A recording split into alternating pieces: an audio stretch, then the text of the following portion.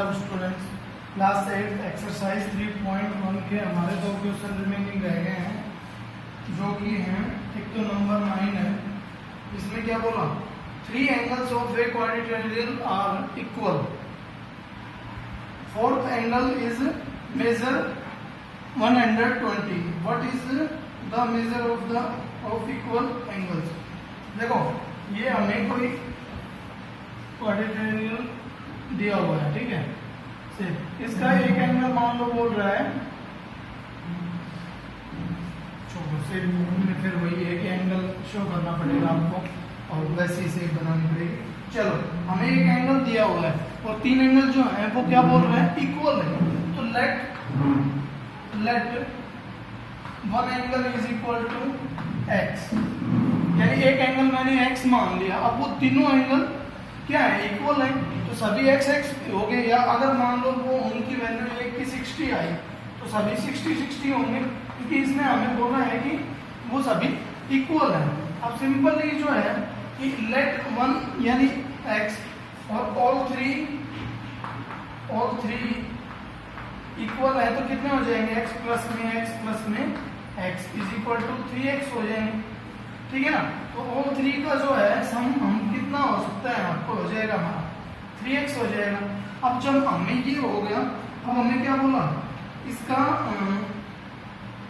बोला गया है equal and fourth angle are. अब देखिए जो टोटल है, सम ऑफ क्वाड्रिलेटरल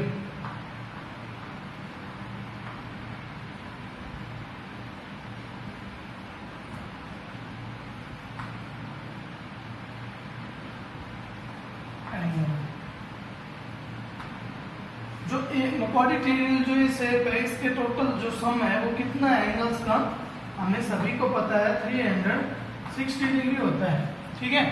अब देखिए जब हमारे पास दिया हुआ है क्या है कि 3x यानी 3x लिख दो, या फिर x प्लस में x, ये तीनों तो इक्वल है।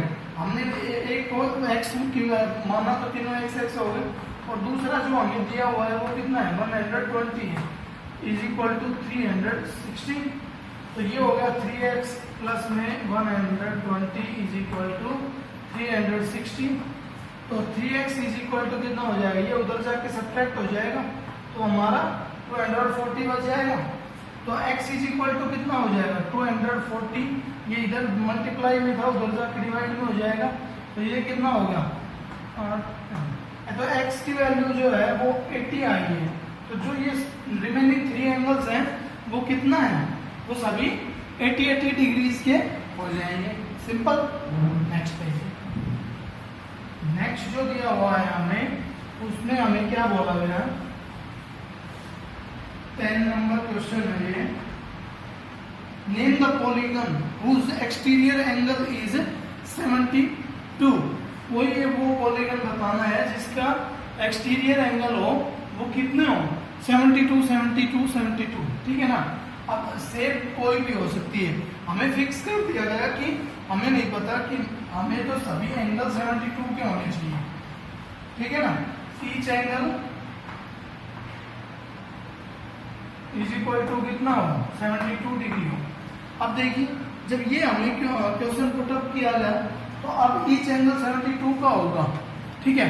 तो सिंपल जो है कि हमें पता जो करना क्या है कि ईच एंगल जब 72 है तो ईच एंगल निकालने का फॉर्मूला क्या है, सम ऑफ एक्सटीरियर एंगल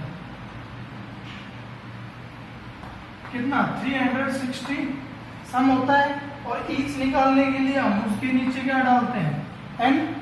भाई टोटल जो सम है वो 360 है होता है, और एन किस लिए, कि ईच एंगल निकालने के लिए कि कोई एक एंगल कितना होगा, तो 360 अपॉन में है।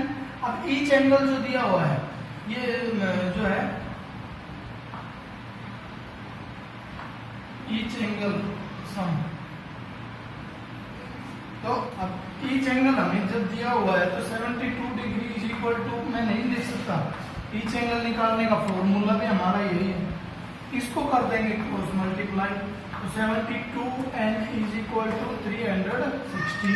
तो n is equal to, n क्या है हमारे पास, नंबर ऑफ साइड्स, और हमें वही फाइंड करना है इसकी कि कौन सी शेप बनेगी इसमें। सिंपल है, जो भाई शेप क्या बनेगी, वो शेप क्या होगी जिसका हर एंगल 72 डिग्री हो। तो यानी अब इसको ये 72 इधर मल्टीप्लाई में, उधर डिवाइड में जाएगा तो कितना हो जाएगा, n is equal to 360 upon में 72,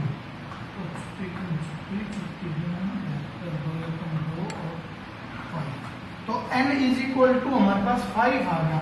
अब 5 का मतलब क्या है कि n क्या है, नंबर ऑफ साइड्स, तो 5 साइड होंगी तो कौन सी शेप हो जाएगी, पेंटागन हो जाएगी। पेंटागन का मतलब क्या है कि पेंटागन जब शेप बनाओगे तो उसका every angle, exterior angle 72 degree हो सकता है, ठीक है। 2 है उसका फर्स्ट क्वेश्चन है, ये हमें एक गिवन है, क्या एक गिवन है, पैरेललोग्राम PQRS गिवन है हमें, ठीक है।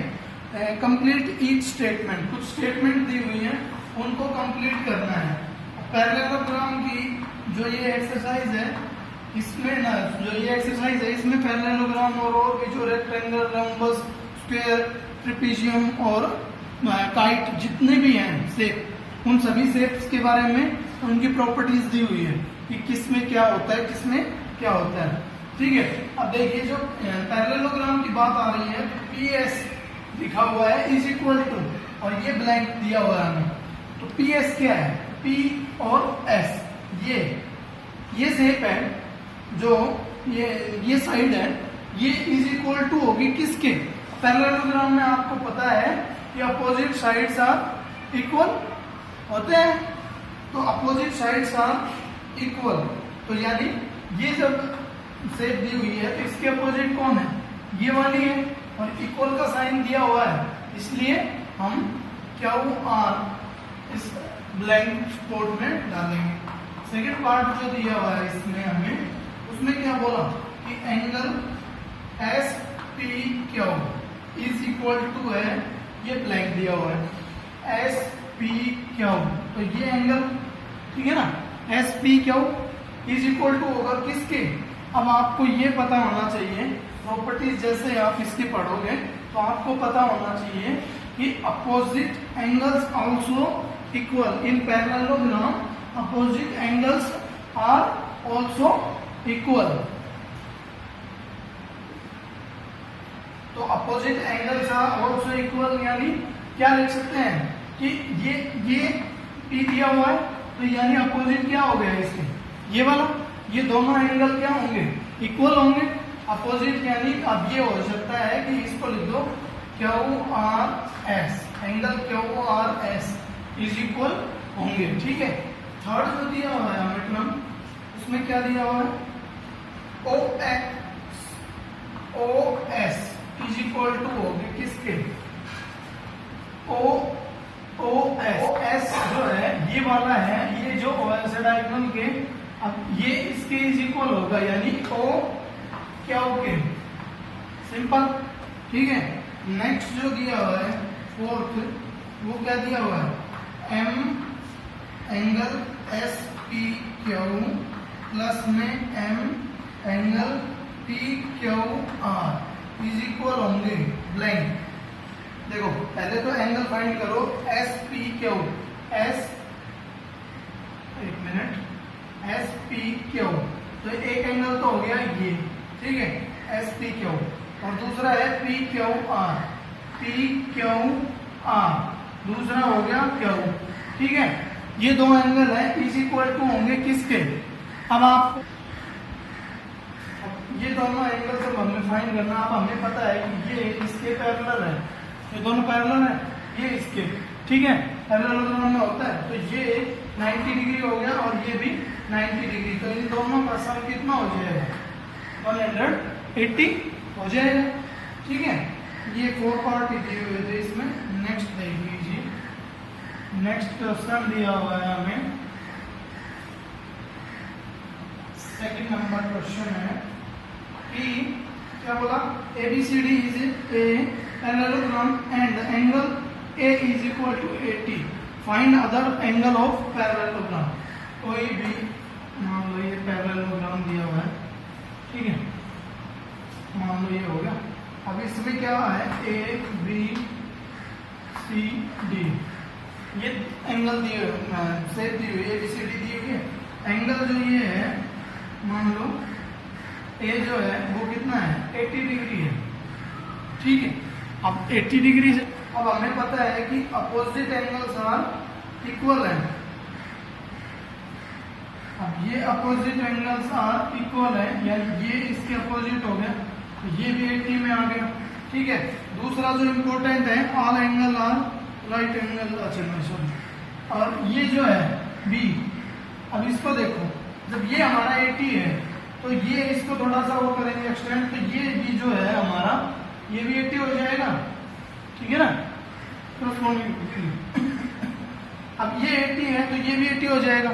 और अगर ये इसको पूरा सेगमेंट देखें तो ये एक लाइन, इस लाइन पर ये टोटल जो एंगल है ये कितना होता है, ये पूरा जैसे कोई ये एक वो है, इस पर ये जो एंगल है पूरा, ये लाइन पे कितना होता है, ये 180 होता है टोटल। जब ये 80 है तो ये कितना हो जाएगा, 100, ठीक है ना। ये 100 हो गया तो इसका अपोजिट कितना हो जाएगा, ये भी 100 हो जाएगा, ठीक है ना। और टोटल जो है इन सभी का वो कितना आना चाहिए, 360, जो कि आ रहा है, ठीक है, हो गया।